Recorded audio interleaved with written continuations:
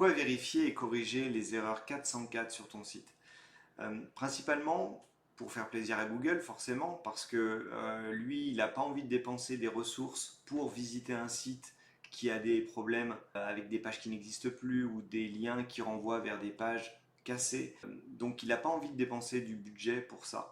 Pareil d'un point de vue utilisateur, ça fait jamais un plaisir de, quand on clique sur un lien, arriver sur une page cassée. Donc c'est des mauvais signaux qu'on donne à Google. Je vais t'expliquer comment les corriger avec Screaming Frog. J'ai pris un site au hasard, inboon.lasuperagence.com, et donc là j'ai crawlé toutes les pages du site, pratiquement toutes, parce qu'en fait Screaming Frog est limité à 500 pages. Après ça devient payant, donc, mais la plupart des sites ont vraiment besoin que de la version gratuite, ça suffit largement. Donc en fait tu vas dans code de réponse, ici tu cliques sur erreur du client HTTP 400XX. Et là, tu vois que tu as 12 liens qui envoient vers une 404. Donc c'est pas mal et il faut les corriger. Après, pour savoir où elles sont situées, ces pages, il suffit de cliquer sur le premier lien et de cliquer sur lien entrant. Et sur un lien entrant, tu peux voir que ce lien-là, il est appelé depuis cette page-là, depuis celle-ci, pratiquement depuis tout le site.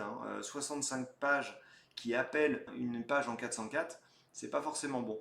Et pareil, tu peux aller voir par exemple celui-ci, ce lien-là, qui est en lien externe, donc tu peux avoir des 404 vers des liens externes.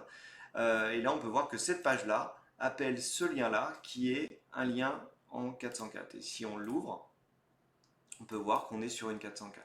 N'hésite pas à tester ton site sur Screaming Frog, c'est un super outil, gratuit en plus, donc tu peux le tester, il te donnera pas mal d'informations sur ton site et comment corriger certains points. Alors maintenant que tu as détecté toutes les 404 qu'il y a sur ton site, maintenant il faut les réparer.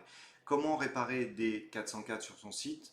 La plupart du temps, faut renvoyer vers le bon lien qui est envoyé vers une 404.